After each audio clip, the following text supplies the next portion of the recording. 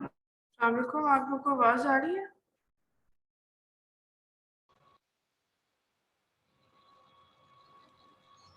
आवाज आ रही है सबको?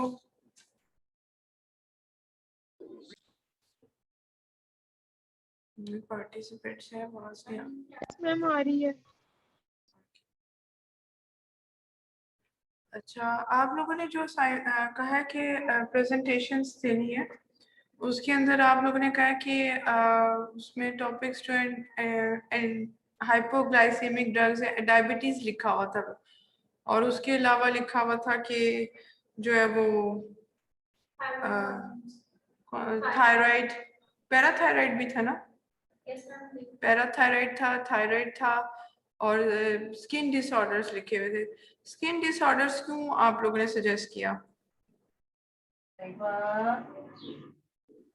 स्किन डिसऑर्डर्स तो आपके उसमें नहीं है, मतलब स्किन डिसऑर्डर्स में तो फिर वो पैथोलॉजी का आ जाता है कि उसमें क्या, या तो आप चाह रहे हैं कि जी एक दफा देख लें कि एक्जिमा क्या होते हैं, कॉन्टैक्ट डर्मेटाइटिस क्या होता है, क्या चीज उसमें स्किन डिसऑर्डर्स क्यों लिखा है किसी ने? हम्म,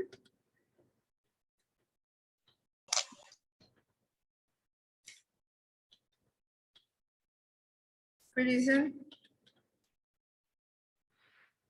जो अच्छा थायराइड चले वो थायराइड का ठीक है, जो थायराइड देगा वो फिर पैराथायराइड भी देगा, क्योंकि थायराइड जो है वो छोटा सा ही पैराथायराइड टॉपिक हो गया, इतना कोई बड़ा नहीं है उसके अंदर। और मैं जरा देख लूं कि वो आपके सिलेबस में है।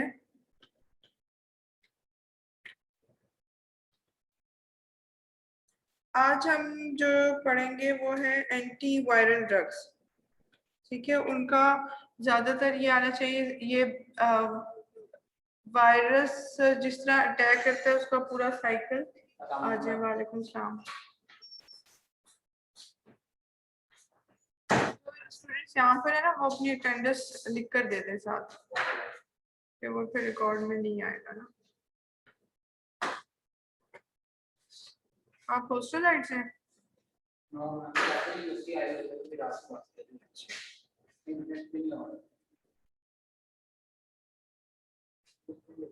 अगर वैक्सीनेशन करवा लिए एक डोज भी तो वो आ तो सकता है, क्योंकि बाकी उसके लिए आ रहा है तो। अच्छा, anti viral agents ma'am assignment आप जो हम लोग ने सबमिशन देनी है वो मतलब मैं कल भी ऑफिस आया था, ऑफिस में आप नहीं थे, तो वो कब हम लोग सबमिट करवा सके? मंडे को करवा सकते हैं? क्या मसला हो गया आपकी असाइनमेंट को? मैम सबमिशन देनी थी ना, तो मैं कल भी ऑफिस आया था, कल आप ऑफिस में नहीं थे, तो मंडे को आप ऑफिस में होंगे? जो मुझे ऑफिस वाली तो मिल गई है, आप ईमेल कर दो। अगर आपने बाय हैंड देनी है तो फिर दे दो मंडे को, लेकिन ईमेल कर दो आप। मैम मैंने वो बाय हैंड सोच रहा था कि पकड़ा दूं, वैसे मैंने एलएमएस पे आई थिंक अपलोड कर दिया, बट वो अब कह रहे हैं कि एलएमएस पे कोई इशू हो रहा था, तो मैम ने कहा हैंड जो ऑन हैंड देनी है, तो मैं इसलिए कह रहा था बाय हैंड दे दूं आपको। चलो आप बाय हैंड दे देना मंडे को। Okay ma'am. मंडे को नाइन, मैम अगर मैंने भी बाय हैंड देनी है तो मैं भी मंडे को दे दूं? जो लोग मंडे को देना चाह रहे हैं वो मंडे को चलो दे दो, उससे फिर डिले ना करना। मंडे को अगर मैं ना भी तो वहां ऑफिस के अंदर रख जाना। Okay ma'am ma'am. हम रख देंगे। वो जो अफनान की साथ वाला ऑफिस है उसमें होते हैं ना, तो वहां पर आप रख जाना, वो फिर यस बच्चों। मैम, वहीं पे था आपका डेस्क, वहाँ पे दो टीचर थे, उन्होंने कहा मैम यहाँ जा ही नहीं है फ्राइडे को। हाँ, फ्राइडे मेरा ऑफ होता है। आप फ्राइडे को आए होगे? जी मैम, मैं कल ही आया था फ्राइडे को।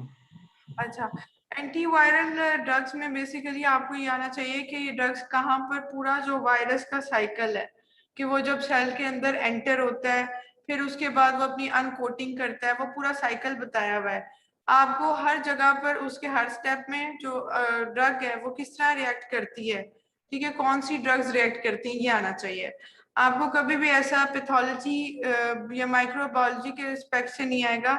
जैसे माइक्रोबायोलॉजी में एक सिनेरियो दिया होता है, पूछा होता है कौन सा वायरस है ये, जूस्टर वायरस है या हर्पीज है या HIV है, उस तरह का नहीं आएगा आपको। अगर सिनेरियो दिया गया है तो लिखा गया है कि इस पेशेंट को ये बीमारी होगी है, कि अगर इसको कोई जेनिटली कोई मसला है या इसको कोई साइटोमेगालो वायरस से कोई इन्फेक्शन हुआ है, तो वो लिखा होगा उस सिनेरियो में। फिर आपको ड्रग उसमें ऑप्शंस में ड्रग्स चूज करनी है। तो हमेशा फार्माकोलॉजिकल एस्पेक्ट से पढ़ा करें कि ड्रग्स और उनके मैकेनिज्म, उनके एडवर्स इफेक्ट्स, साइड इफेक्ट्स और यूजफुल वो क्यों है, वो इसमें होना चाहिए। अच्छा, वायरस का जो सबसे बड़ा मसला है कि वायरस ऑब्लिगेट इंट्रासेलुलर पैरासाइट है। ये जो है खुद तो ग्रो नहीं कर सकता, रेप्लिकेट नहीं कर सकता सेल के आउटसाइड। इसको एक मैकेनिज्म मशीनरी चाहिए होती है जो ये होस्ट के अंदर जाता है और वहां से उसकी मशीनरी ले लेता है, उसके इंजाइम्स, मेटाबॉलिक इंजाइम्स यूज करता है और उसके राइबोसोम्स यूज करता है ताकि प्रोटीन सिंथेसिस की जाए। They cannot make anything on their own. They use the cells material to build themselves. एक सिनेरियो ऐसा आ सकता है कि ऑब्लिगेट इंट्रासेलुलर पैरासाइट कौन सा है, उसमें फंगस होगा, बैक्टीरिया होगा, वायरस होगा। तो वायरस जो है वो उसकी ऑप्शन होगी करेक्ट। ठीक है, इंट्रासेलुलर यानी सेल के अंदर है और पैरासाइट डिपेंड कर रहा है अपने होस्ट के ऊपर for application and for growth. ये एक स्ट्रक्चर बताया हुआ है बैक्टीरिया जैसे होता है, या इसमें जैसे बैक्टीरिया वगैरह में डीएनए आरएनए दोनों होते हैं। इसमें एक चीज होगी, या डीएनए होगा या आरएनए होगा। हम इनकी क्लासिफिकेशन करते हैं डीएनए वायरस और आरएनए वायरस। ठीक है, आरएनए वायरस जो होते हैं वो ज्यादा जल्दी म्यूटेट हो जाते हैं, यानी वो जल्दी अपने आप को इम्यून सिस्टम से छुपा लेंगे। ठीक है, और जो डीएनए वायरस होते हैं ये डबल स्टैंडर्ड होंगे। फिर ये कि इनके ऊपर एक प्रोटीन कोटिंग होगी जिसे कैप्सिड कहेंगे। और वायरस को फर्दर क्लासिफाई किया जाता है इन्वेलप्ड और नॉन इन्वेलप्ड वायरस के अंदर। ये जब अपने होस्ट के अंदर जाता है तो उसी की मेम्ब्रेन को अपने इर्द गिर्द सराउंड कर लेता है। इन्वेलप्ड और नॉन इन्वेलप्ड, ये फर्दर इसकी क्लासिफिकेशन है। जो कंप्लीट वायरस पार्टिकल होता है जिसको वेरियंस कहते हैं, consist of the following parts. DNA और आरएनए होगा, स्पेसिफिक उसके वायरस के एंजाइम्स होंगे और उसके अंदर कैप्सिड होगा, इन्वेलप होगा। ग्रीन वाला इन्वेलप है, अंदर वाला कैप्सिड है और ये इसके स्ट्रैंड्स हैं। वायरस का स्ट्रक्चर दिखाया हुआ है। वायरस जो होगा उसके अंदर ये बताया हुआ है कि जेनेटिक मटेरियल जो होगा न्यूक्लिक एसिड के अंदर या डीएनए होगा या आरएनए होगा। और अगर आरएनए है तो ऐसे वायरसेस जो कुछ वायरसेस होते हैं लाइक एचआईवी वायरस, वो क्या करता है कि आरएनए वायरस होता है, लेकिन जब वो बॉडी के अंदर किसी ह्यूमन बीइंग के जाता है तो वो डीएनए के साथ उस डीएनए को कन्वर्ट करता है। उसके पास एंजाइम होता है रिवर्स ट्रांसक्रिप्टेज एंजाइम। ठीक है, होना तो ये चाहिए कि ट्रांसक्रिप्शन क्या होती है कि डीएनए से आरएनए बनता है और ट्रांसलेशन में आरएनए से प्रोटीन्स बनती हैं, लेकिन ये क्या कर रहा है, रिवर्स ट्रांसक्रिप्टेज है, तो ये आरएनए को कन्वर्ट करता है डीएनए के अंदर। ये एचआईवी का एक और स्लाइड है। अगली प्रेजेंटेशन जो होगी, जो नेक्स्ट लेक्चर होगा, उसमें जो स्लाइड्स हैं वो सारी एचआईवी से रिलेटेड हैं। तो एचआईवी थोड़ा सा इम्पोर्टेंट है। ठीक है, membrane enveloped and capsid, a layer of fatty acid coats many viruses. It is usually derived from the membrane of the host cell. Ligands इसके ऊपर येलो ये जो आउटग्रोथ हुई हुई है। Proteins that stick out of the surface of the virus उनको ligands कहेंगे। और ये जाकर फिर किसी भी देखेंगे कि किस चीज को इन्फेक्ट करना है, किस सेल्स को इन्फेक्ट करना है। ये दोनों का एक छोटी सी क्लासिफिकेशन दिए हुए हैं कि डीएनए वायरस जो होगा इसके अंदर डीएनए जीनोम होगा, आरएनए में आरएनए जीनोम होगा, उसके एंजाइम डीएनए वाले के डीएनए पॉलीमरेज होंगे, आरएनए के आरएनए डिपेंडेंट आरएनए पॉलीमरेज होगा और उसमें रिवर्स ट्रांसक्रिप्टेज एंजाइम होगा जो उसको रिवर्स करेगा, आरएनए से डीएनए बनाएगा। इसकी एग्जांपल्स हर्पीज वायरस है, हेपेटाइटिस बी वायरस है, एब्स्टेन बार वायरस है। ये सारी जो एग्जांपल्स हैं ये आरएनए वायरस के। रूबेला वायरस मीजल्स करता है। Dengue fever virus, hepatitis A virus, hepatitis C virus, HIV virus, ये रेट्रो वायरस, एचआईवी वायरस और इन्फ्लुएंजा वायरस। कोविड वो कोरोना वो आरएनए है। आरएनए वायरसेस जो होते हैं उनमें जो रेट्रो वायरस होता है वो वाला, और जो डीएनए वायरस होते हैं ये ज्यादातर लेटेंट फेज में चले जाते हैं। और आरएनए जो वायरसेस होते हैं वो जल्दी म्यूटेट कर जाते हैं, यानी जल्दी म्यूटेट हो जाते हैं, यानी वो अपने आप को जल्दी छुपा लेते हैं। मैम ये अपनी लाइफ साइकिल ये उसमें वो जो पड़ी थी लाइसोटिक और लैक्टिक साइकिल होता है वो इसमें मतलब अगर हमें कोरोना वायरस लोगों को जैसे हो रहा है तो उसमें वो दोनों साइकिल कंप्लीट करता है। वो तो दूसरा था लाइफ साइकिल जो ह्यूमन बीइंग के अंदर है ना वो हम वो बैक्टीरिया के अंदर होता है, ये ह्यूमन बीइंग के अंदर है।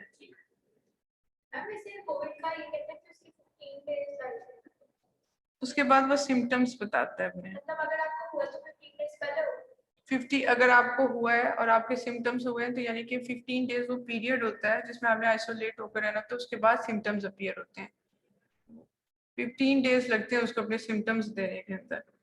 और इसके लिए फिर वो इसलिए देखो कोई भी वायरस आएगा आपका इम्यून सिस्टम उसके अगेंस्ट एक्टिवेट होगा, उसको किल करने की कोशिश करेगा, तो आप जो एंटीबॉडीज बन जाएंगी उसके अगेंस्ट, उस वायरस के अगेंस्ट।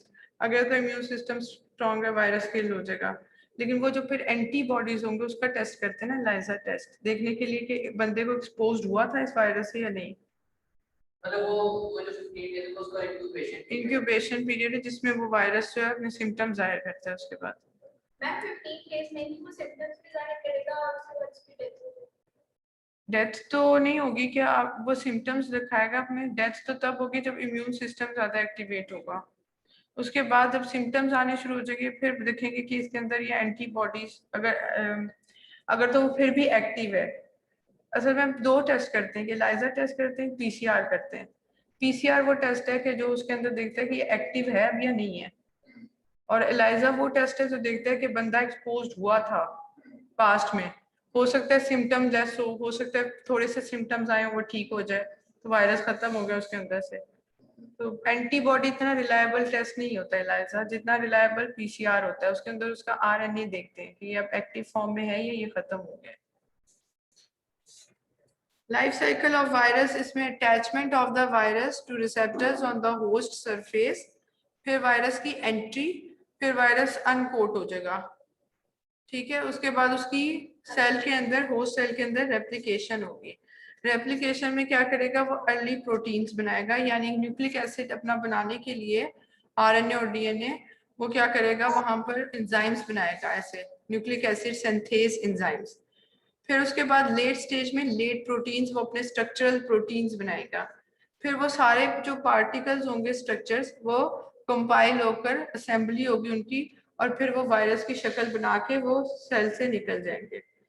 अब हर स्टेज के ऊपर अटैचमेंट होते हुए ड्रग्स, जब उनकी सेल मेम्ब्रेन के साथ फ्यूजन हो रही है तब भी उस पर ड्रग एक्ट करेंगी, और उसके बाद जब वो एंटर हो गया तब भी करेंगी, जब अनकोटिंग ना करे ये वायरस तब भी एक्ट करेंगी, फिर उसकी रेप्लिकेशन को रोकने की कोशिश करेंगी और असेंबली के वक्त रोकेंगी।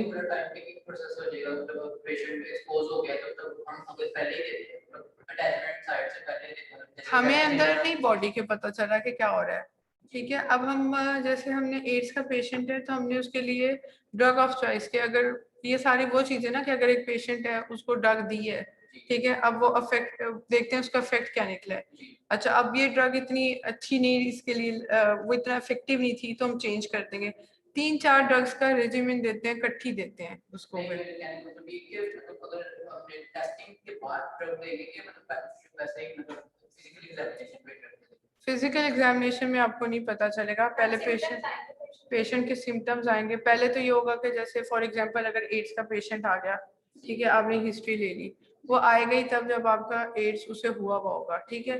हालांकि उसे 8-9 साल पहले, 5-6 साल पहले कोई सिम्टम्स आए होते हैं, जैसे फ्लू लाइक सिम्टम्स होते हैं, फीवर होता है, वो लिथार्जिक हो जाता है, वो ठीक हो जाता है, ठीक है। अब वायरस जो है वो अपनी लेटेंसी फेज में चला गया, उसको पता ही नहीं था कि मुझे HIV का वायरस ने अटैक किया है, लेटेंट हो गया। लेटेंट में वो कुछ नहीं करेगा वायरस, ठीक है, ना वो रेप्लिकेट करेगा, ना वो कोई सिम्टम्स और साइंस दिखाएगा।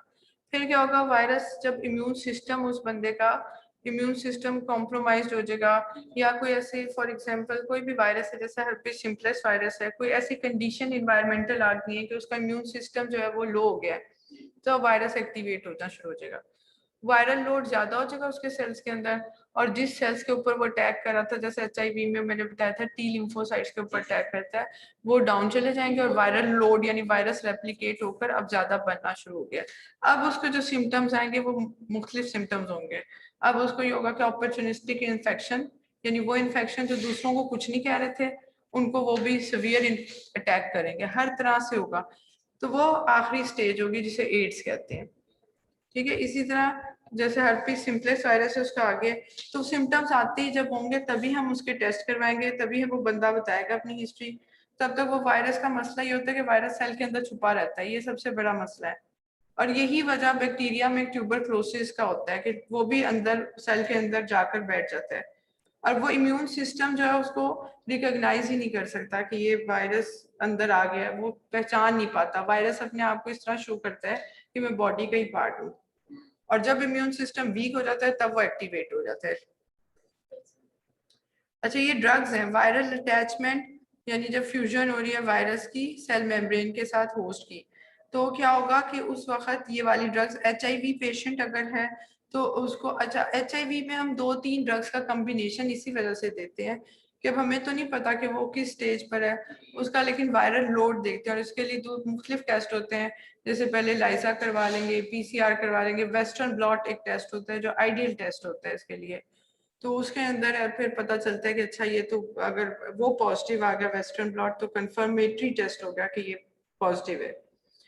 अच्छा, फिर उसके बाद क्या होगा कि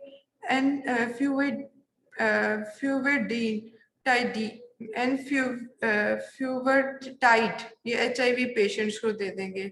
इसके अलावा मेराविरॉक ये HIV पेशेंट्स को देंगे। डोकोसेनॉल ये आगे ड्रग है, ये अगर हर्पीस सिम्प्लेक्स वायरस है उसको देंगे। और इसी तरह ये रेस्पिरेटरी सिनेक्शियल वायरस है तो उसके लिए ये देंगे पेल्विज्यूमैब। इन सब का फंक्शन ये है कि ये फ्यूजन को रोक रही है। जब आप ये पढ़ेंगे तो आप एक काम करना कि अपने जब गूगल आउट कर लेना इनके, ये जैसे हर्पीस सिम्प्लेक्स वायरस क्या क्या कर रहा है, कुछ तो दिए हुए ही हैं, अगर कोई मिसिंग हुआ क्योंकि ये माइक्रोबायोलॉजिकल एस्पेक्ट से इम्पोर्टेंट चीज होती है, लेकिन आपके लिए ताकि वो पिक्चर बनी रहे तो इसको थोड़ा सा गूगल कर लेना। फिर उसके बाद ये बताया हुआ है कि जब अनकोटिंग होती है तो इन्फ्लुएंजा वायरस में एक एग्जांपल दी हुई है 2, एमेंटाडीन और रिमेंटाडाइन, ये दोनों देनी चाहिए ड्रग्स। उसके अलावा यहाँ पर nucleic acid synthesis, early protein synthesis होगी और लेट प्रोटीन सिंथेसिस होगी। लेट प्रोटीन को प्रोटीएस इनहिबिटर्स, प्रोटीएस एंजाइम्स हैं जो लेट प्रोटीन सिंथेसिस करें, उन एंजाइम्स को इनहिबिट जो करेंगे इनहिबिटर्स, ये HIV पेशेंट में देते हैं। उसके अलावा ये aciclovir, nucleoside reverse transcriptase inhibitors, ये वाली HIV पेशेंट्स में देते हैं। उसके यहाँ पर जो अब हम आगे पढ़ेंगे cytomegalo virus, herpes simplex virus, hepatitis B virus, इनकी पढ़ेंगे। तो ये एक वो है। अच्छा, ब्लॉक बाय द न्यूरोमाइनिडेज, न्यूरोमाइनिडेज एंजाइम जो है वो इन्फ्लुएंजा वायरस के अंदर होता है और वो क्या करता है कि जब वायरस जो है वो रेप्लिकेट कर जाता है सेल के अंदर तो वो हेल्प आउट करता है न्यूरोमाइनिडेज उसको निकलने के लिए। तो हम जो है ऐसी ड्रग देंगे जो न्यूरोमाइनिडेज इनहिबिटर्स होंगी। अच्छा, बहुत सारे वायरल इन्फेक्शंस होते हैं, जैसे इन्फ्लुएंजा वायरस होता है, कॉमन कोल्ड फ्लू वगैरह होता है, वक्त के साथ खुद ही ठीक हो जाता है। हेपेटाइटिस ए वायरस होता है वो खुद ही ठीक हो जाता है। वजह क्या होती है कि वो सेल्फ लिमिटिंग होते हैं, इम्यून सिस्टम उनके अगेंस्ट खुद ही उनको उनसे लड़के उनको ख़त्म कर देता है, उसके लिए कोई मेडिकल ट्रीटमेंट नहीं चाहिए होता। लेकिन कुछ होते हैं जो एग्रेसिव वायरस होते हैं, एग्रेसिव, उनके लिए एग्रेसिव थेरेपी चाहिए होती है। जैसे HIV है उसके लिए हम 3-4 ड्रग्स दे देते हैं उसके अंदर। मैम कोविड में भी तो इतनी ड्रग्स दे देते हैं। कोविड के अंदर, कोविड जो है वो, जैसे कोविड के अंदर ना बड़ा अजीब सा है कि अगर किसी पेशेंट को ये कुछ नहीं कहता और किसी को बहुत कुछ कह देता है। असल में कोविड खुद लीथल नहीं है। हमारा इम्यून सिस्टम जब एक नई चीज आती है ना तो वो इम्यून सिस्टम जो रिएक्शन शो करता है ना वो इतने सारे साइटोकाइंस रिलीज करता है, वो साइटोकाइन स्टॉर्म पूरा रिलीज कर देता है बॉडी के अंदर कि वो डिफरेंट जो है वो डैमेजेस शुरू कर देता है। आपको पता है कोविड नेगेटिव भी हो जाए तो बाज़ औक़ात पता चलता है हफ्ते बाद हार्ट अटैक हो गया, हफ्ते बाद वो बंदा मर गया। वजह क्या होती है कि वो आपके अंदर जो होते हैं ना ऑर्गन्स उनको कमजोर कर जाता है, कहीं भी वो अपना वो कर सकता है। पहले ये भी थ्योरी बीच में कुछ लोगों ने की कि भी ये रिप्रोडक्टिव इनफर्टाइल कर देता है, मेल्स के अंदर इनफर्टिलिटी कर देता है। अब वैक्सीन तो अब आई है डिफरेंट। हमने पहले सुना कि जी सरफेस के ऊपर होता है, फिर कहा नहीं ये रेस्पिरेटरी ही सिर्फ मोड ऑफ एक्शन है। लोगों ने बाहर से चीजें खानी बंद कर दी, हालांकि हर वायरस का अपना मोड ऑफ एक्शन होता है। कोई जैसे अगर स्टमक में पिलुराई वायरस वो होता है एच पिलुरी, वो एग्जिस्ट कर जाता है। कोविड जो है उसके अंदर जो वायरस है कोरोना वायरस, वो तो आपके जो ये वायरस है ये तो रेस्पिरेटरी ड्रॉपलेट्स के थ्रू जा रहा है ना, आपके रेस्पिरेटरी ट्रैक और लंग्स को अफेक्ट कर रहा है।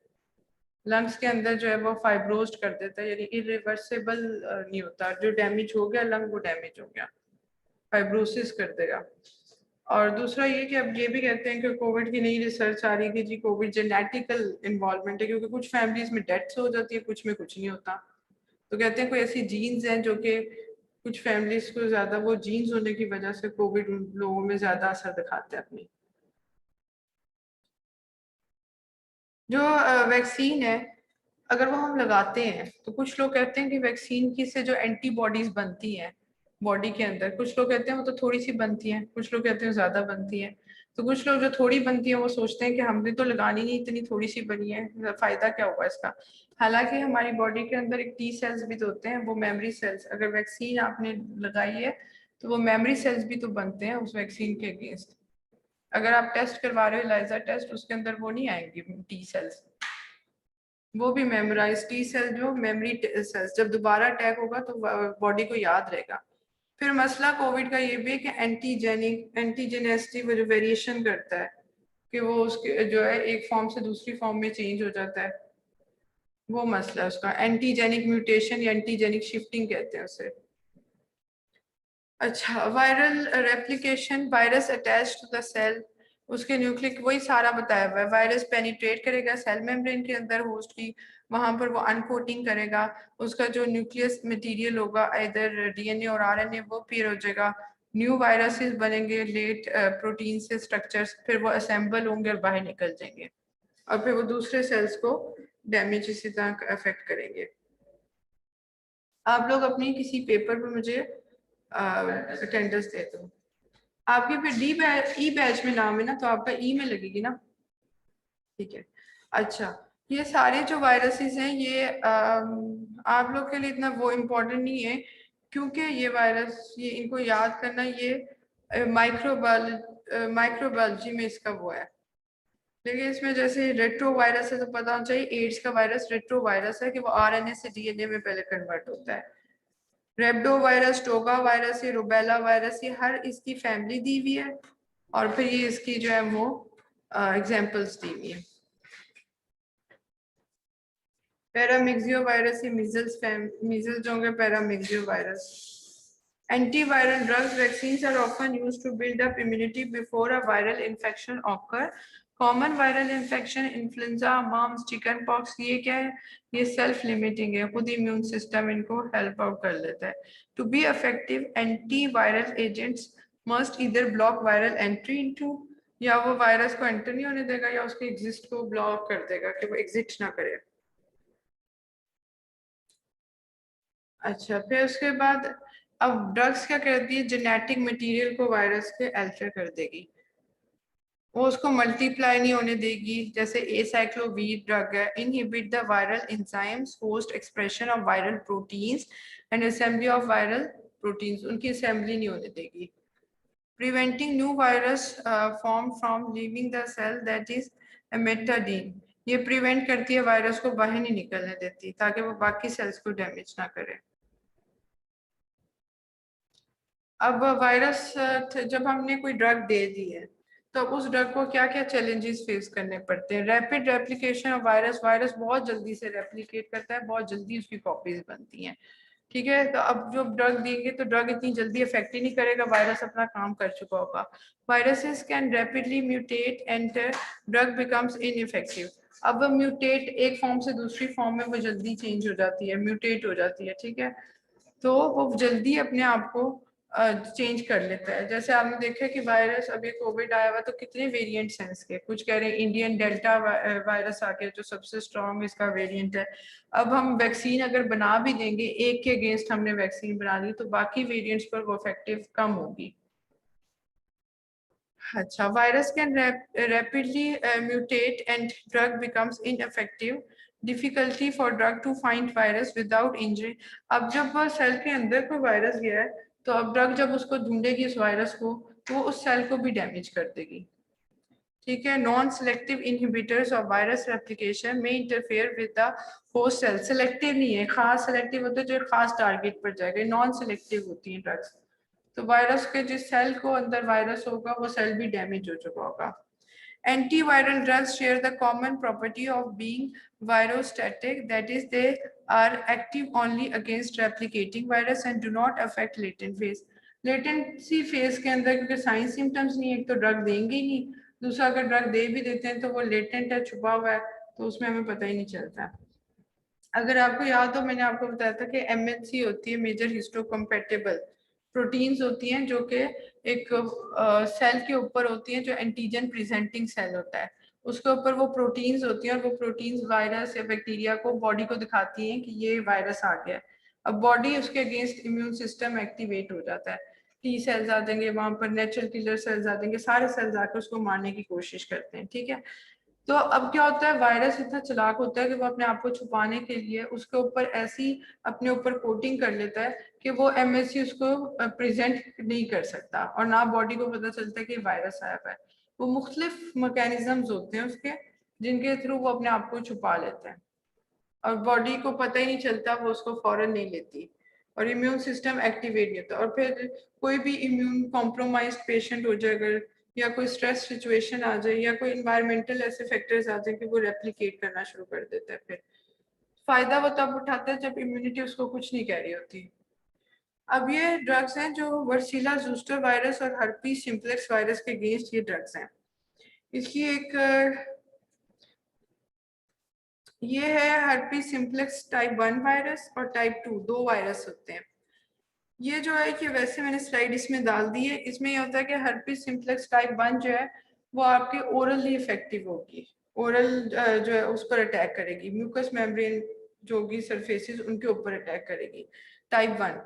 टाइप 2 जो होगी वो जेनिटली अफेक्ट करेगी, मतलब जेनिटली ये वायरस अटैक उस जगह जाकर करेगा।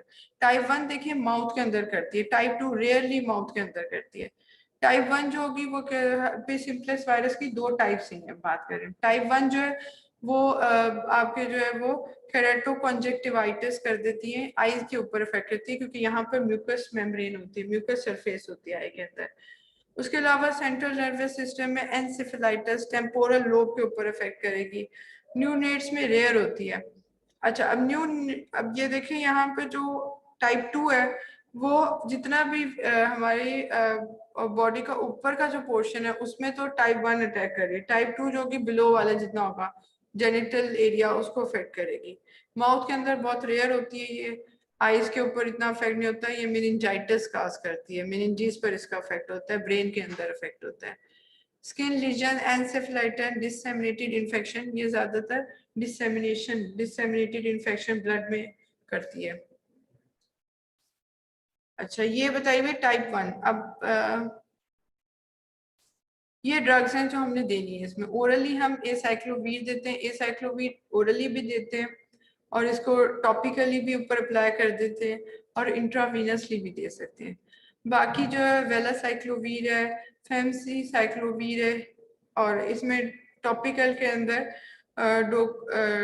डोकोसेनॉल ये ड्रग है, ये आगे बताई हुई है, पेनसाइक्लोवीर है और इंट्रावीनसली जो है वो एसाइक्लोवीर है। और ऑप्थेल्मिक अगर आई के अंदर हो जाए केरेटोकॉन्जेक्टिवाइटिस वगैरह तो उसमें ट्राइफ्लोराइडीन देते हैं। ये वही बताया हुआ टाइप 1 के अंदर ब्लिस्टर्स बनेंगे रेड किस्म के, शायद इसकी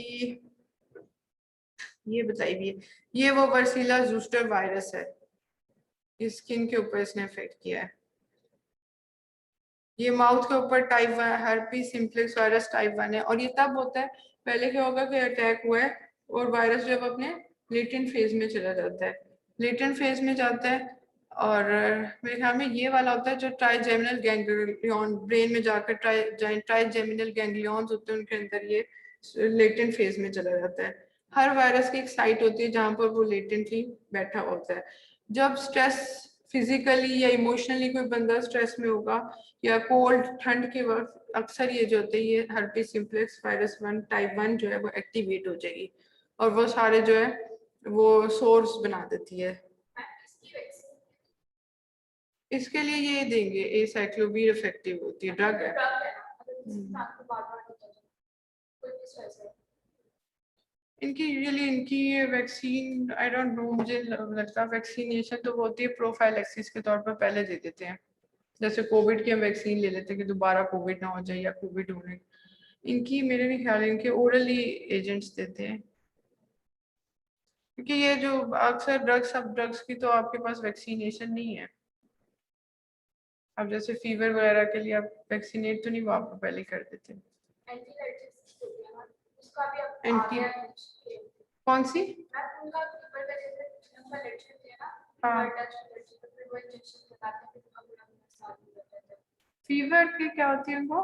मैम उसको जब डस्ट एलर्जी होता है ना, डस्ट एलर्जी, उसके तो लिए फीवर वगैरह सब कुछ हो जाता है। हाँ वो तो अलग चीज है। डस्ट एलर्जी के तो फिर पहले टेस्ट करवाते हैं ना उनके, उसमें देखते हैं कि कौन से कंटेंट से इनको एलर्जी हो रही है। उसमें आईजीई एंटीबॉडीज, उसके जो बॉडी होती है उसके मास सेल्स होते हैं, मास सेल्स के अंदर आईजी हिस्टामीन रिलीज होती है। वो ये होता है कि मास सेल आपकी बॉडी के अंदर होते हैं। एलर्जी क्यों होती है कि जो हम लोग नॉर्मल लोग हैं हमें नहीं हो रही, जैसे पोलन हमारे अंदर जा रहा है तो हमें कुछ नहीं हो रहा, लेकिन हमारे लिए वो हार्मलेस चीज है।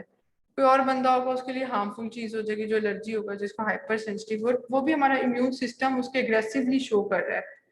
जो चीज अंदर गई है उसके अगेंस्ट एंटीबॉडीज बना दी और वो एंटीबॉडीज मास सेल्स के ऊपर जाकर लग जाती है। फिर जब मास सेल्स जब दोबारा वही पोलन दोबारा जाएगा तो मास सेल्स ब्रस्ट कर देंगे, फट जाएंगे, हिस्टामीन रिलीज होना शुरू हो जाएगी। तो उसके लिए एंटी हिस्टामीन ड्रग्स वगैरह देते हैं। उसमें उसमें आप दे सकते हैं एड्रीनलिन देते हैं कुछ लोग, इस तरह सबक्यूटेनियसली इंट्रामस्कुलरली लगाते हैं। हाँ इनकी हो सकता है हो कोई इस तरह वैक्सीनेशन, बट ये ऐसी इतनी वो नहीं है कि हट जाएंगी फिर हो जाएगी। ये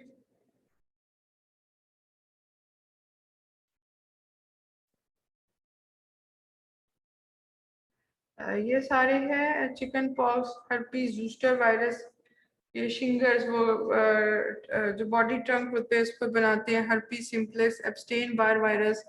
abstain Barr virus infectious mononucleosis करता है। उसमें बंदे के लिए अगर ये जाता है, Epstein Barr virus B cells होते हैं उनके अंदर जो है लेटेंट फेज में चला जाता है और ये लिम्फेडिनोपैथी कर देते हैं, यानी जो हमारी बॉडी में लिम्फ नोड्स होते हैं उनको एनलार्ज कर देते हैं, फीवर वगैरह होता है इससे। अच्छा इनको जो एसाइक्लोवीर इन सब में देंगे और क्या होगा कि इंट्रावेनसली, ओरली या टॉपिकली देंगे और ये प्रेगनेंसी में भी यूज कर सकते हैं, वेल टॉलरेटेड है। एडवर्स इफेक्ट इसका क्या है एसाइक्लोवीर का कि रेनल फेलियर कर देगी। ये वर्सीला जूस्टर वायरस का दिखाया हुआ है प्रेगनेंसी में। ओरोलेबियल हर्पीस जो आपके लिप के ऊपर सोर्स बन जाते हैं, ठीक है, similar to acyclovir, application site reactions हो सकते हैं। ये ड्रग कौन सी थी? पेनसाइक्लोवीर देंगे, इसका मैकेनिज्म एसाइक्लोवीर की तरह का ही है। अच्छा फिर docosanol, active against a broad range of lipid envelope virus, mode of action interfere with the viral fusion to host cells, virus को और होस्ट सेल के दरमियान जो जा रहा था वायरस तो इंटरफेयर करेगी ड्रग। और हर्पीस सिम्प्लेक्स वायरस केरेटो कॉन्जेक्टिवाइटिस जब आइस के अंदर हो जाता है तो इसके लिए हम ये देंगे ट्राई फ्लोरिडीन, यहाँ पर बताए हुई ट्राई फ्लोरिडीन, ये वाली ऑप्थेल्मिक पर्पसेस के लिए दे रहे हैं। अच्छा इसमें और क्या है? Also active against vaccinia virus, vaccinia virus जो स्मॉल पॉक्स करते हैं। स्मॉल पॉक्स अब यहाँ पर है नहीं इतना कॉमन नहीं रहा, स्मॉल पॉक्स खत्म हो गई। अच्छे हाँ स्मॉल पॉक्स वो चेचक चेचक के होते हैं, चिकन पॉक्स दूसरे, चिकन पॉक्स भी सेल्फ लिमिटिंग होता है, थोड़े दिन होते हैं खुद ही खत्म हो जाता है। उसका 14 डेज इंक्यूबेशन पीरियड होता है मम्स वगैरह का, चिकन पॉक्स का। और ये सीजनल होते हैं, खास सीजन में ज़्यादा केसेस आते हैं। में जाता है ये peak पर? मार्च अप्रैल मई इन दिनों में। मैम ज्यादा गर्म में लगता ये एनवायरमेंटल फैक्टर्स इफेक्ट करते हैं ना, जैसे कोल्ड सोर्स बनते हैं तो वो ज़्यादा ठंड आती है, स्ट्रेसफुल कंडीशन होती है, कोई पेशेंट को ट्रॉमा हो चुका है उस जगह पर, वहाँ पर वायरस चला गया। अच्छा, अब agents use to treat cytomegalo virus. Cytomegalo virus की ये पिक्चर है। ये बेसिकली क्या होता है कि ये मदर को अगर प्रेगनेंसी में साइटोमेगालो वायरस हो जाए तो वो थ्रू प्लेसेंटा जाता है, बेबी को इफेक्ट करता है। और उस वक्त जब बेबी की डेवलपमेंट हो रही होती है तो ये बेबी का जो है जो है उसके माइक्रोसिफेली कर देता है। वो बहुत बड़ा एक इसका वो है माइक्रोसिफेली, यानी उसका सर बच्चे का नॉर्मल हो जाता है, छोटा रह जाता है। हम तो फिर इसमें तो एक और प्रेगनेंसी भी यूज कर सकते हैं ड्रग यूज कर सकते हैं क्योंकि ये वायरस से बचने के लिए, ये इसकी कॉम्प्लिकेशन हो ना कि वो अंदर प्लेजेंट बच्चे को अफेक्ट ना करे। Agents use to treat cytomegalo virus. Cytomegalo virus जो ये भी इन्फेक्शियस मोनोन्यूक्लियोसिस कर देता है, एब्स्टेन वायरस, बार वायरस की तरह। लिम्फेडिनोपैथी करेगा, फीवर करेगा, और इसके लिए ये ड्रग्स हैं गेनसाइक्लोवीर, वेलगेनसाइक्लोवीर, फॉस्करनेट और साइडोफोविर और फॉर्मिफेरिसिन। ये आपने ड्रग्स के तो रट्टे लगा देने हैं। हमने बहुत ज्यादा ट्राई किया इनको होता है इसके आप ज्यादातर देखा करिए कौन सी ड्रग का यूजुअली कौन सी ड्रग है और वो ड्रग जो है उसका क्या इफेक्ट है, और उसका दूसरी ड्रग से अगर कोई यूनिक फीचर है तो वो फिर आपसे पूछा जा सकता है एमसीक्यू के अंदर। जैसे कि आपने वो उसमें दिया हुआ असाइनमेंट में उसका वो चैप्टर भी है मेरे सल्फोनाइल ये तो क्रॉस कर देता है उसमें प्लेसेंटा बैरियर को क्रॉस कर देता है। हाँ, वो प्लेसेंटा बैरियर को क्रॉस कर देता है और वो हाइपोग्लाइसेमिया क्रॉस कर देता है फीटस में। हम्म। अभी आप लोग का तो अच्छा, सुबह वो कह रहे थे कि मैंने तो उनको कहा था कि ये सारा आप कर लें। ये क्यों आ रहा है इसके अंदर, ये किसी को पता है? मेरे लिए ना ये करना जो है बहुत मुश्किल है। क्लास खत्म होने वाली है, शायद वो ये रिमाइंड करवा रहे हैं। यस मैम 40 तक नहीं होती 6:15 तक होती है, बस 20 मिनट रह गए। अच्छा, मैम आप 6 बजे साइटोमेगालो वायरस जो है ये बेसिकली जब ट्रांसप्लांट होता है तभी इसकी ज़्यादा कोशिश होती है, तभी ये आ सकता है। उसके अलावा प्रेग्नेंट वुमेन को अफेक्ट कर सकता है और इम्यूनो कॉम्प्रोमाइज पेशेंट्स को। ये जो प्रेगनेंसी होती है ये इसमें जो होती है इम्यूनिटी काफ़ी लो हो चुकी होती है प्रेगनेंसी में भी, तो इसलिए उस वक्त, और अगर फॉर एग्जांपल अगर उस वक्त कोई मीजल्स वगैरह किसी को हुए हुए हैं तो प्रेग्नेंट वुमेन को कोशिश करनी चाहिए कि उससे दूर रहे, वो जल्दी इफेक्ट करते हैं। और आपको पता है इनकी एक कॉम्प्लिकेशन है इनकी कि ब्लाइंडनेस बच्चे के अंदर कर देती है ये वायरस जो है। तो इस वजह से उस वक्त खास तौर पर क्योंकि उसकी इम्यूनिटी लो ही भी होती है। अब ये बताया हुआ है कि इन end organ diseases for example retinitis, colitis, inflammation of the inner lining of colon, cytomegalovirus infection like mononucleosis or hepatitis occur in advanced immunosuppression। जब भी कोई ऐसा सिनेरियो आता है कि जिसमें इम्यूनो कॉम्प्रोमाइज्ड पेशेंट है, उसकी इम्यूनिटी खत्म हो गई है, उसे साइटोमेगालो वायरस हो गया है, तो फिर आपने फिर उसमें जो अगर कोई ड्रग्स दी हुई है कि ये कौन सी ड्रग यूज करेंगे, उसमें बेशुमार ड्रग्स दी हुई है और उसमें फिर ऑप्शंस में ये इनमें से कोई दी हुई है, तो आपने देख लेने के ये होगा जो साइटोमेगालो वायरस की ड्रग्स हैं। अच्छा, अब इसमें पहले है गेनसाइक्लोवीर, इसकी एक प्रो ड्रग इनएक्टिव फॉर्म है वेलगेनसाइक्लोवीर। मैकेनिज्म लाइक एसाइक्लोवीर, मैकेनिज्म इसका बताया हुआ है कि एसाइक्लोवीर का भी यही मैकेनिज्म है, inhibition of the replication of the viral DNA by inhibiting viral DNA polymerase. जो उसका एंजाइम है जो वायरस की डीएनए की रेप्लिकेशन करता है उसको इनहिबिट कर रहा है।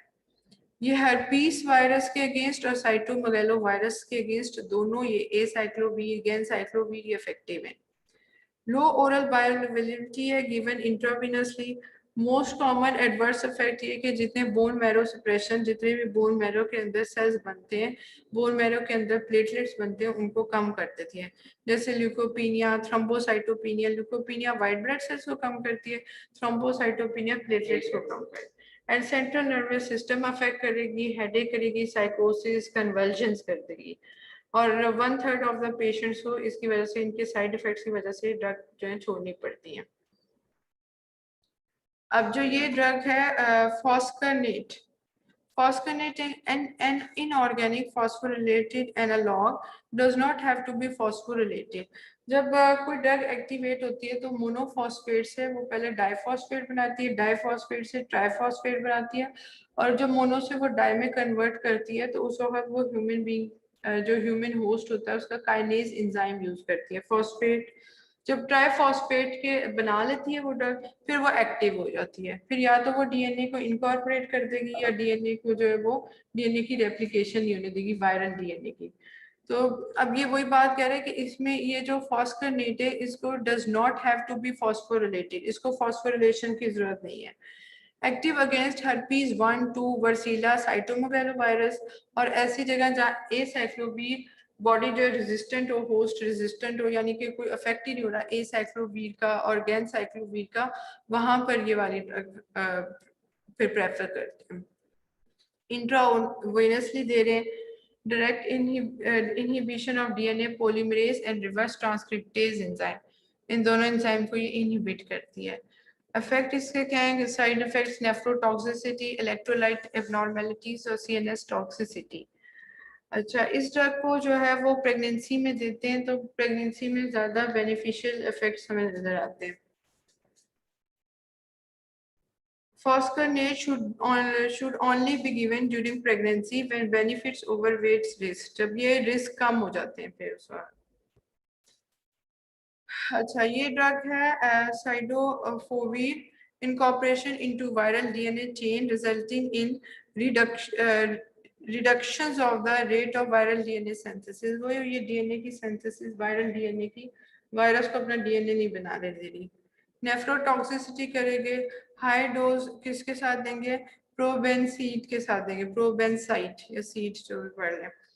प्रोबेंसाइड का ये फायदा, ये ड्रग जो है प्रोबेंसाइड ये गाउट के अंदर देते हैं, गाउट ये जब यूरिक एसिड ज्यादा हो जाए, हाँ उसमें देते हैं ये, तो ये इसके साथ मिला के देंगे ताकि नेफ्रोटॉक्सिसिटी को अवॉइड किया जाए। बस ये 2-4 रह गई हैं, कितनी असल मैंने सुबह ही सारी पढ़ा दी है। ये सिंपल ही लिखा हुआ है कि हेपेटाइटिस ए जो है वो सेल्फ लिमिटिंग है। आप थक गई हो वहाँ जाकर? हाँ, आप क्या थक गई हो?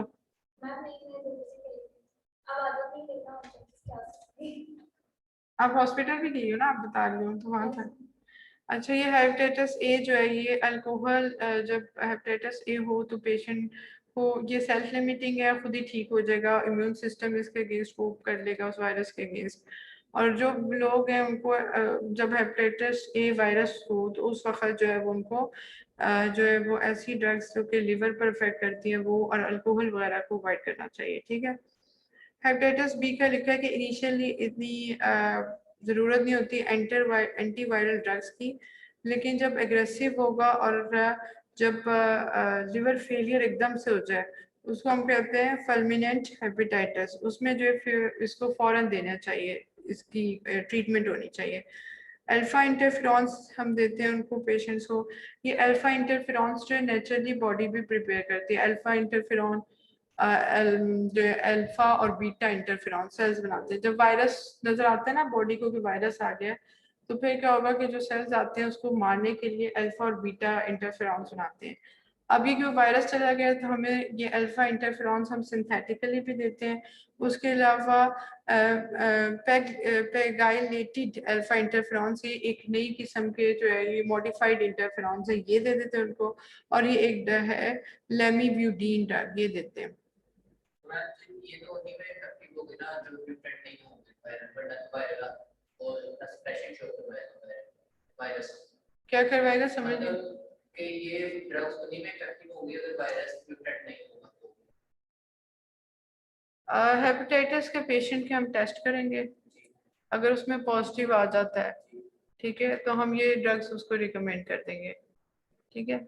हेपेटाइटिस बी की हिस्ट्री वो देगा, फॉर एग्जांपल उसे कोई पिन प्रिक हुआ था कोई नीडल उसको प्रिक होगी अचानक, तो फौरन जाकर उसका कुछ टाइम टिन्योर होता है जब वो ब्लड के अंदर वो वायरस अपीयर होता है। इसका अगर आपने माइक्रोबायोलॉजी में पढ़ा हो, तो मुझे काफी दिन हो गए वो माइक्रोबायोलॉजी भी पढ़े हुए, तो हेपेटाइटिस बी जब आता है तो उसके बाद पहले उसका एंटीजेनिक एक एंटीजन आता है, फिर उसके बाद एंटीबॉडीज बनती हैं, फिर वो हेपेटाइटिस बी इसका एक वो था, वो मैं जरा चार्ट अगली दफा आपको दिखा दूंगी अगर आप कहते हैं, या पढ़ के आपको बता दूंगी। तो एंटीजन फिर डिसअपियर हो जाता है, फिर उसका एक विंडो फेज होता है जिसमें, तो उसके मुख्तलिफ फेजेस होते हैं। हमें वेट करना होता है कि जो कह रहा है कि मेरे पिन प्रिक हो गया, मुझे शुबा है कि जिसको फॉर एग्जांपल कोई मेडिकल नर्स थी, अब उसने जिस पेशेंट को लगाई है वो हो सकता है वो अब वो दिखाना चाह रही है कि पता नहीं हेपेटाइटिस का पेशेंट ना हो, तो हम थोड़े दिन उसको कहते हैं वेट करें, जब एंटीबॉडीज ब्लड के अंदर आएंगी तब उसका टेस्ट कर लेंगे। ठीक है, वो उसके लिए भी लाइजा टेस्ट होता है, बाकायदा किट्स होती है लाइजा की, वो किट्स आती हैं, उनके ब्लड सैंपल लिया जाता है, उसके अंदर से हम वो एक लॉन्ग प्रोसीजर है, उसके अंदर से सेंट्रीफ्यूज एक मशीन में डालते हैं, सीरम अलग करते हैं और वो उसके अंदर उनकी एंटीबॉडीज अपीयर होती हैं। तो जब ये हो जाए तो फिर उसका पीसीआर भी करवाते हैं कंफर्म करने के लिए कि इसको है वाकई में, और फिर जब पीसीआर करवाते हैं फिर उसके बाद हम उसको ये फिर वो अपना जो है वो फिर उसको लेकर आते हैं, उसमें इंटरफेरॉन्स जो है बहुत इफेक्टिव है। A family of small antiviral protein produced as early response of host body to viral infections, currently grouped into interferon alpha, beta, gamma. Gamma interferons ज़्यादातर टीबी पेशेंट्स में प्रोड्यूस होते हैं और इसका ज़्यादा जो है वो बैक्टीरिया के साथ होता है, माइक्रोबैक्टीरियम ट्यूबरक्लोसिस उसमें प्रोड्यूस होते हैं। Alpha and beta are produced by all body cells in response to various stimuli, virus, bacteria, parasite, tumor cells. Gamma produced by T lymphocytes and natural killer cells has less antiviral activity. Gamma की इतनी इसमें role नहीं होता। अच्छा, ये जो है इंट्रालीजनली, subcutaneously, intravenously देंगे, और ये सारी बॉडी के पार्ट्स में जाएगा, सिवाय सीएनएस के अंदर, सेंट्रल नर्वस सिस्टम और आई के अंदर। पेगाइलेटेड इंटरफेरॉन्स आर मॉडिफाइड इंटरफेरॉन्स, इसमें जो है वो पॉलीइथाइलिन ग्लाइकोल होता है, वो इंटरफेरॉन्स के साथ बाउंड कर जाता है, कोवेलेंटली एक चीज है, लेकिन इसके अब आजकल जरा साइड इफेक्ट्स ज्यादा हैं तो इसलिए इसको रिकमेंड नहीं किया जा रहा। Interferon alpha binding to the membrane receptor on cell surface, अभी इसका मैकेनिज्म बताया हुआ है।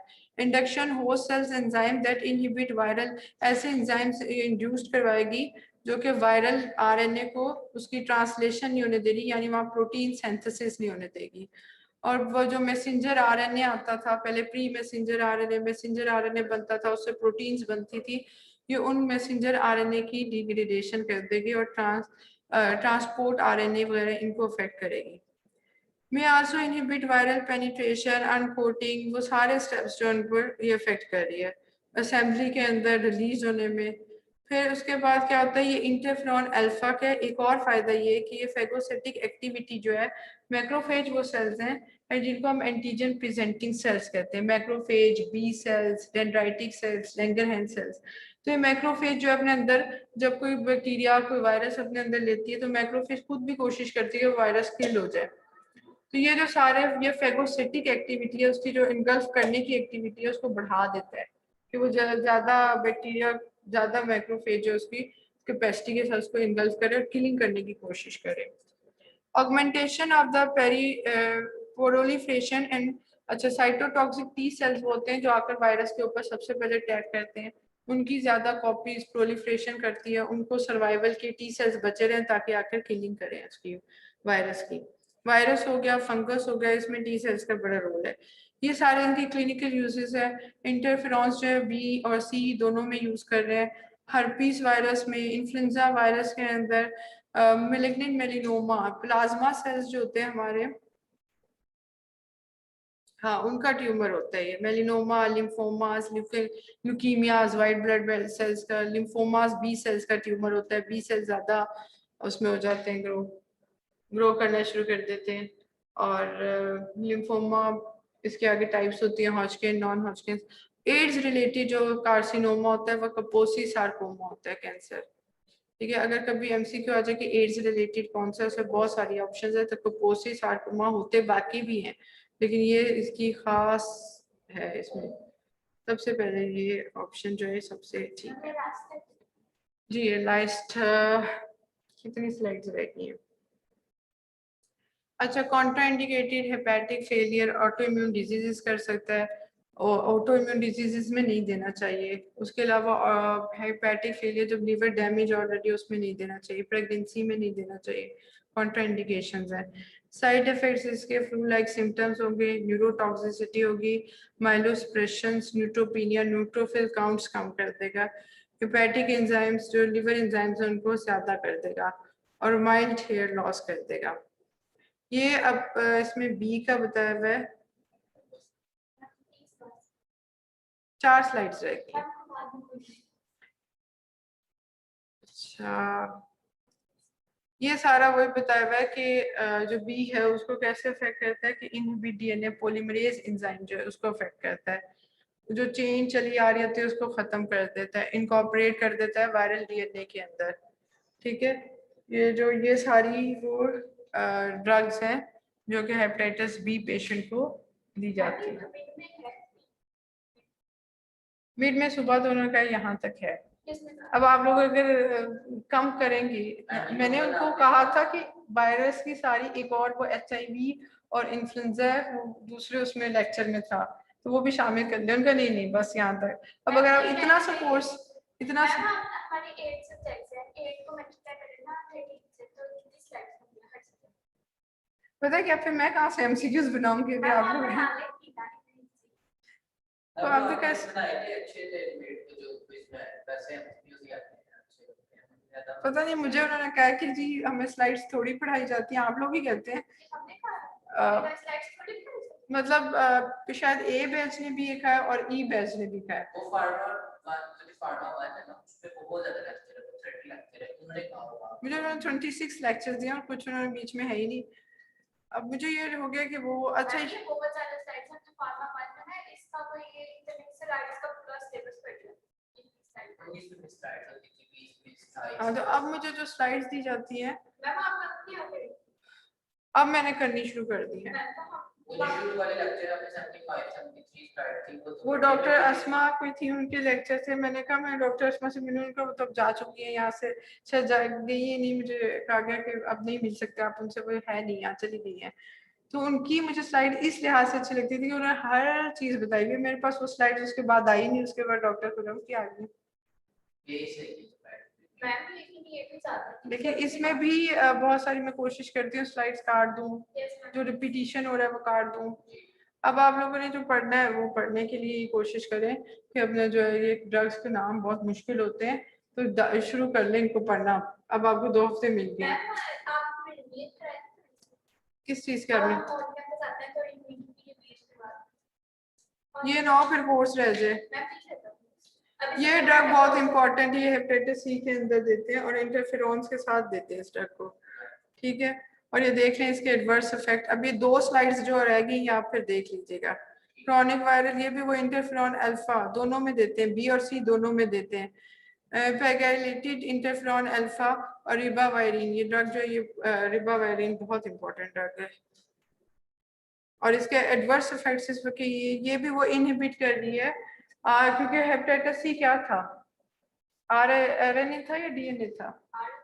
RNA था, तो उसके अंदर RNA डिपेंडेंट RNA होगा ना पॉलीमरेज, तो ये उसके ऊपर उसको इनहिबिट करेगी। ठीक है, बाकी जो हेपेटाइटिस बी था वो था DNA, A और C जो है वो RNA। इस तरह डी होता है हेपेटाइटिस डी, वो भी DNA होता है वायरस। बी और डी जो है ना को एग्जिस्ट करते हैं इकट्ठा। एक डी वायरस होता है और बी वायरस, वो को एग्जिस्ट करते हैं। उसको आप गूगल करें कि वो क्यों को एग्जिस्ट करते हैं, किसी को मिले तो फिर मुझे बताएं। जिसको डी है उसको बी भी होगा। कोई क्वेश्चन किसी ने पूछना हो? वो सारे सो गए हैं। आप लोग को वैसे इस तरह जागते रहते हैं या ऑनलाइन? हाँ, कोई बोलते ही नहीं है, मैं फिर शायद आवाज नहीं जाती। आप देखिए मैम एक पेपर चाहिए तो हम ऑनलाइन सारा का थोड़े से क्लियर करवा देंगे, वरना अच्छा, मुझे ना कोई लेक्चर अपने सीनियर्स आपके जो गए होंगे उनमें से भी कंफर्म करके बताएं। मेरे थे इसके लेक्चर्स 20 थे। 20 है। हाँ। हर टीचर मैम टोटल कितने लेक्चर्स हैं जो आपको मिले हैं पढ़ाने के लिए? 20। मैं फिर ज्यादा करता मैम तो फिर मिड में आप 10 कर देना। 10 से भी कम कर रहेंगे हम 10 हो गए। जी मैम प्लीज। एटलीस्ट पहले आपने लास्ट टाइम कहा था 20 नंबर ठीक है। मैम जो हालात है ना 4-5 ही ठीक हैं। मैम ये उसने बहुत अच्छी बात की है। अच्छा, मेरी बात सुने। अगर आप लोगों ने ट्रांसप्लांटेशन वो इम्यूनोसप्रेसेंट्स तक देने हैं टेस्ट, ये मिड टर्म, तो फिर एक और टेस्ट जो क्विज या कोई शॉर्ट क्वेश्चन आंसर वो आफ्टर द मिड। मैम जो क्विज वाले हैं वो निकाल देना, उन लोगों को रहने दे, आगे वाले हम लोगों को जो है वो मिड में दे दें, और जो मिड वाले होंगे वो फाइनल से निकाल लीजिएगा। हाँ, और जो क्विज मैंने ना ए बैच को ऑफर दी थी कि वो ना प्रेजेंटेशंस आकर ऑनलाइन दें ताकि सबकी रिवाइज हो जाए चीजें। प्रेजेंटेशन से कोई फर्क नहीं पड़ता, बंदा सब मैम प्रेजेंटेशन तो हम लोगों को ऑनलाइन भी, अगर आप ऑन कैंपस गएंगे तो तब भी हो जाएगा कि हम लोगों की चीजें रिवाइज हो जाएंगी। मेरा फायदा वो जो आप कह रही है ना क्विज, वो उसका अल्टरनेटिव रखिएगा जो पहले दिया हुआ है नया वो क्विज मैम ऐड कीजिएगा अब एक क्विज हो गया है, अब आप एक क्विज टेबल थोड़ा सा कम करें, बाकी क्विज वो मैंने ये कहा था कि जिनका पहला क्विज अच्छा नहीं हुआ था, ठीक है, जिनको कोई मसला आया था या जो चाह रहे हैं कि मैं इम्प्रूवमेंट कर लूं अपने मार्क्स में, उनके लिए मैंने कहा था कि उनका जब वाइवा होगा, वाइवा भी तो होते हैं ना, तो उसकी परसेंटेज उसमें लगा देंगे, ठीक है। या फिर वो कोई और ऑप्शन अगर चाह रहे हैं तो वो बता दें। दूसरी बात ये कि अगर आप अब इम्यूनो ट्रांसप्लांट तक करेंगे तो आपके पास जब आखिर में बहुत बर्डन हो जाएगा। मैम हम और बिट की बात करेंगे ना, जैसे मैं पता है बिट ऑन कैंपस और अपने मैम जो हो जाएंगे ना फिर उनको रहने दीजिएगा ना, फिर हम लोगों का वो तो हो जाएगा, जो हम लोगों का आगे होगा फाइनल उसको और मिड को फाइनल बना डिवाइड कर लीजिएगा। दीजिए ना मैम। Yes ma'am. फाइनल और मिड को डिवाइड कर दें मैम। लेक्चर डिवाइड हो जाएंगे तो हम लोगों का वो इजीली प्रिपेयर भी हो जाएंगे और अच्छे प्रिपेयर हो जाएंगे इस तरह। क्या कह रहे हैं आप कि कोर्स कम करूं या वो जो पहले क्विज में आ चुका है वो ना लूं? मैम मैं वही कह रहा हूँ ना कि जो क्विज में आ गए ना, मतलब उनको मिड में रहने दें, क्योंकि क्विज वाले तो हमारे रेडी हो गए हैं, तो मिड का हम लोगों का ले लें, और जो मिड में हो जाएंगे उस तरह हमारे जो थोड़ा थोड़ा करके ना असेसमेंट लेते रहे, इस क्विज तरह के अच्छे से बाद तैयारी हो कितने जाएगी। लेक्चर्स हैं आपके? ये ना हो कि मेरे पास मतलब कोई अगर आप कोई कह रही हैं टोटल नहीं। 20 है तो 10 मिड में हो जाएंगे, अगले वाले 10 जो है वो फाइनल में रख दीजिएगा। मैम 8 करते 10 हो जाता मैम 8 5 तो हो चुके हैं, फिर आपके 10 8 तो 3 yes ma'am. Lectures. Ma'am wait तो क्विज वाले फिर ना 3 लेक्चर्स है ना मैम, तो आप 10 या 11 जो है, मतलब 5 से ऑनवर्ड जो है 5-6 लेक्चर वो मिड में रख दें, और अच्छा, उससे जो बात ऑनवर्ड सुने, होंगे वो फाइनल में रख दीजिएगा। मैं आपका क्विज वाला निकाल देती हूँ, तो उसके बाद एक डायबिटीज रह गया है, ठीक है, थायराइड क्विज में आया था वो भी निकल गया है, थायराइड हम लोग का आया था फिर। डायबिटीज रह गया है, ट्रांस इम्यूनोसप्रेसेंट्स हैं, उसके अलावा स्टेरॉइड्स पढ़ाए थे, हार्मोन्स में वो जो थे सेक्स हार्मोन्स और वो। हम टोटल 10 करते हैं बस बहुत है, पिछले 5 और अगले 5 बहुत है इसमें। 5 रखने का फायदा ये होगा कि उसमें से अगर कोई चीज एमसीक्यू आएगी तो वो तो आती होगी। यस मैम क्विज वाले ना वही ठीक ना है, मैम, मैं हम लोगों की तैयारी भी इस तरह अच्छी हो जाएगी। ट्रांसप्लांटेशन तक लूंगी, वो इम्यूनोसप्रेसेंट ड्रग्स जो हैं, ठीक है। लेकिन ये जब मैं पढ़ाई जा रही हूँ आगे, ये जब आपके मिड खत्म हो जाएंगे उसके बाद आपने मुझे खुद डिसाइड करनी है डेट, उसमें जो वाइवाज होंगे या तो वो इनसे रख लें सिर्फ इन वाले सब्जेक्ट टॉपिक से, या फिर कोई क्विज या असाइनमेंट जो है वो इनसे। मैम वो फिर हम लोग मिड के बाद डिसाइड कर लेंगे ना, वो जब हम लोगों की टोटल ऑन कैंपस आप क्लास हो लोग के जाएगी फिर हम मिड के लोग बाद कब होते हैं वाइवाज? मैम हम लोगों के बड़ी ईद के बाद ही आएंगे वाइवास। मैं पहले प्रैक्टिकल होगा उसके बाद आएगा, तो फार्मा के प्रैक्टिकल होते हैं आपके?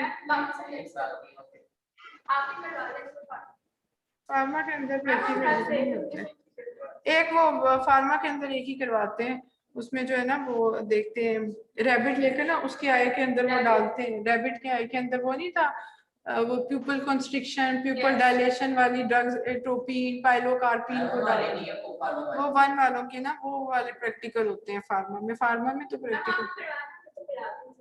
अच्छा, उसमें करवाएंगे क्या? रैबिट वाला वो आपने पीछे चले गए फार्मा 1 वालों को, वो कर वो आप लोग नहीं